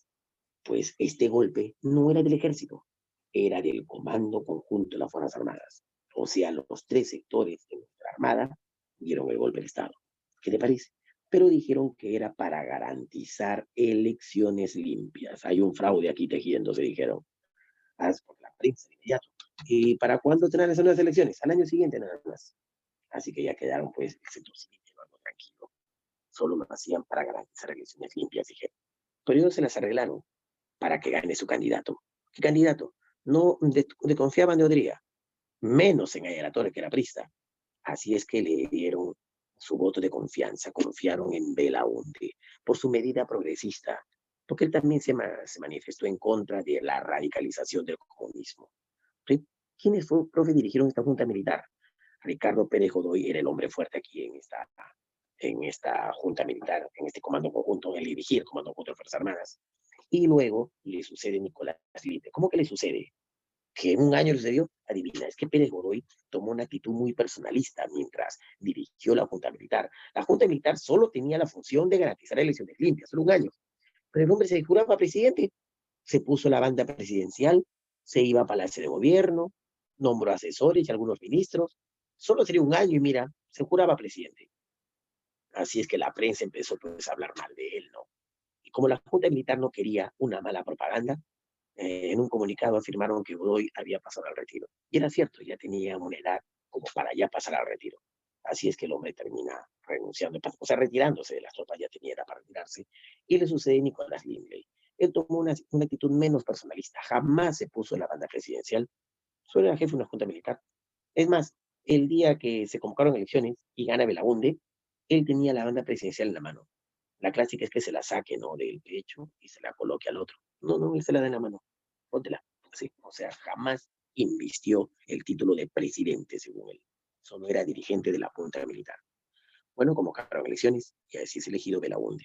Porque mientras la Junta Militar gobernó ese añito, alguna obra en específica, adivina, cambiaron una ley para el proceso electoral. Eliminaron la famosa cifra repartidora. Y establecieron, pues, el voto por mesas electorales. ¿Te parece? Es un gran avance. Además que crearon el INES, el Instituto Nacional de Cultura, ¿sí? Y también se funda de manera privada el Instituto de Estudios Peruanos. Qué loco, el IEP. Ya sé que Belaunde gana pues las elecciones, se convierte en el primer presidente alejado de la oligarquía, alejado también del aprismo y del comunismo. O sea, él era de centro, pero él, él siempre se manifestó a favor de las inversiones, de liberalismo, pero no a ultranza. Por eso lo llamaban de centro derecha. Por eso a los dos, a Prado y a Belaúnde, lo llaman el reformismo moderado a su gobierno. En cambio, la Junta Militar fue solamente un lapsus para evitar que el APRA llegara al poder. ¿Qué te parece? Bueno, profe, ¿qué debo saber de Belaúnde? Mira, su primera acción llegado al poder, bueno, sí, él lo prometió. Leguía hacía tiempo que había eliminado las elecciones municipales. Y es que era labor del presidente nombrar a quienes sean los alcaldes. ¿Lo sabías? Obra de Leguía, contra el acaparar todo el poder. Elimina eso. Y su primera acción fue convocar elecciones municipales. O sea, Lima tendría después de tanto tiempo su alcalde elegido por la población. Bueno, ya sabes que no hay elecciones generales todavía, pero al menos por cierta población de Lima. ¿Quién fue elegido, profe? Bedoya Reyes, que colaboró mucho con él. Como alcalde de Lima, se construye la vía expresa, por ejemplo. Su gobierno, sí, la vía expresa. ¿Conoces el Zanjón? Eso era por enorme zanja. ¿Qué más? El aeropuerto internacional Jorge Chávez fue en su gobierno. ¿Qué más, profe? A ver qué se importa. Ah, ya, mira, más piña de la UNDE. ¿Qué cosa, profe? La influencia de la Revolución Cubana llegó al Perú también. Y aquí surgieron importantes guerrillas de izquierda. ¿Te recuerdas que el APRA había pactado, comprado con Odría? Avergonzó a muchos apristas. Un grupo de apristas radical dijo: el APRA nos ha traicionado, maldito ahí a la torre. Se bajó los pantalones ante la derecha, ¿de acuerdo? Porque el APRA, pues, no era comunista, pero menos de derecha, y ahora simpatizaba con la derecha, al menos allá a la torre. Así que un grupo aprista se separó del APRA, llamándose el APRA Rebelde. Luego serían conocidos como el MIR, Movimiento de Izquierda Revolucionaria. Luis de la Puente Uceda fue su fundador. ¿Ya? Así que inició un movimiento de guerrilla, también Guillermo Lobatón, el Ejército de Liberación Nacional, así se llamaron, imitando también lo que pasaba en la Revolución Cubana con el Frente de Liberación Nacional. Bueno, estas guerrillas, como te conté en Historia Universal, ¿recuerdas? Estallaron en la selva. Por eso fracasaron. No tuvieron el éxito esperado, pero fue una pesadilla para Belaúnde en su momento. Ya. ¿Qué más? ¿Qué se puede ver Belaúnde? A una política de ampliación de vivienda, una política de urbanización. ¿No ves que tuvo que enfrentar esta cholificación, esta migración constante a la ciudad? Ya, una política urbana. Pero su gobierno terminó siendo un fracaso. ¿Por qué? Por sus políticas, pues, librecambistas, fomentando aquí las inversiones extranjeras. Eh, la libre importación generó un aumento de los precios. Ya ese aumento de los precios tambaleó la economía. Él trató de solucionarlo, ¿de acuerdo? Fomentando aún más inversiones extranjeras para generar empleo. Pero desde Benavides se venía arrastrando un gran problema con una empresa que le debía plata al Estado, la International Petroleum Company. Ya él trata de ponerle fin, ¿de acuerdo? Negocia, bueno, él no, su ministro, Camet, negocia con la International Petroleum Company y se firma, ¿de acuerdo?, el acta de Talara, donde se dijo que ya se puso fin a este asunto, pero pensaron que la prensa no preguntaría. La prensa preguntó: ¿y en qué se quedó? Eso fue lo malo. ¿En qué se quedó? Tenían que hacer pública. Lo que no querían decir es que dieron varias concesiones, que el Estado perdía el derecho de reclamar la deuda que le tenía. Además, que se daba más en concesión en los territorios de La Brea y Pariñas y a un menor precio. Así que cuando Camel intenta no dar la prensa, ya, a ver, díganos, ¿cuáles son los acuerdos? ¿Cuánto nos van a pagar? ¿Cuánto por lote del barril de petróleo? Hay un problema, se ha perdido la página 11 del contrato. ¿Qué? Eso dijo. Un contrato importante y justo ahí están los precios. Qué pena, ¿de acuerdo? ¿Pero de quién era la culpa? No sé, pregúntele al presidente. Le echó, mira, la pelota a ver a dónde. Y te juro, eso fue todo un escandalazo. Lo llamaron el escándalo de la página 11. Belaúnde, de acuerdo, no soportó pues la presión de la prensa y eso terminó fomentando su impopularidad. Impopularidad que aprovechó la Junta Militar, el mismo Comando Conjunto de las Fuerzas Armadas que lo puso en el poder, decide sacarlo, solo que ahora otra era la cabeza. ¿Quién era la cabeza del Comando Conjunto? El general de división Juan Velasco Alvarado. Lo sacan a Belaúnde. Ah, su profe, qué piña. Bueno, ahí está para que veas, pese a sus buenas intenciones. Así es que terminamos el velaundismo, ¿de acuerdo? El reformismo moderado y el labor de la Junta Militar de los presidentes, mira, Prado, Godoy, Lindley y luego Belaunde, ¿cierto? Ese es los primeros reformismo moderado y los otros de la Junta Militar. Bien, avancemos entonces. Y ahora nos vamos con... Estoy seguro que puse preguntas acá de Belaunde. ¿Por qué no han aparecido? No han aparecido las preguntas de Belaunde. Qué raro, estoy seguro que lo puse. Del segundo gobierno de Ugarteche y de Belaunde. A ver, verifica. ¿Qué pasó? Ay, ay, ay, ay, ay, ay. Profe, ya son las 12. Adivina, bueno, esperemos que nos... Tú acabas esta semana, acabas, a pesar de que, bueno, no compartimos. Acaba esta semana, ¿no? No sé si no tengo una recuperación, no te lo aseguro, pero voy a intentarlo. ¿De acuerdo? Tu tutora Hillary, ¿no? Ahí está, de testigo, espero que esté escuchando. Para acabar este tema, ¿sí? Posiblemente, pero mires, seguir hasta urge, lo sé, pero vamos, no creo, ¿qué pasó? Es muy tarde, ya muy tarde. Vamos a ver, voy a pedir a ver si nos dan, porque ya una vez nos han dado recuperación de 2 horas. Y así es así, genial. ¿De acuerdo? Genial. Si no recuerdo, igual te voy a pasar este material y el resto de tus preguntas resueltas. ¿De acuerdo? No, no tenemos los PDF. ¿Cómo que no tienen, mentirosos? Sí, siempre lo envío. ¿A Hillary se les ha enviado? Hillary lo tiene. Ok, Alejandro, a mí también me gusta que ustedes sean buenos alumnos. La mis no pasa, no les creo. Bueno, yo igual voy a pasar el material. ¿De acuerdo? Y, a ver, voy a usar el material y ya pues quedaremos con Hillary, nuestra Hillary, la coordinadora general, que es nuestra Fiorella, a ver si nos dan pues el repaso. No te aseguro, no digo, sí, el profesor me dijo, ya, pero yo voy a intentarlo. Tiene que ser esta semana. ¿Hasta cuándo? ¿Tú ya tienes hasta el viernes o hasta el sábado? No, por aquí no puedo, Beatriz, tiene que ser a través de tu tutora. Hasta el sábado. Ya, así que hasta el sábado puede ser el día viernes puede ser. Claro, el día viernes en la tarde puede ser. ¿De acuerdo? ¿El viernes en la tarde tienes algo? Si no pasa, no pago para el repaso. No es mi obligación. Por último, no listo. Es un material, ustedes me confunden. Tienes un material de PAMRI, punto. Un artículo para el repaso, dice. Yo le voy a pasar a la tutora, ¿de acuerdo? A ella le pides.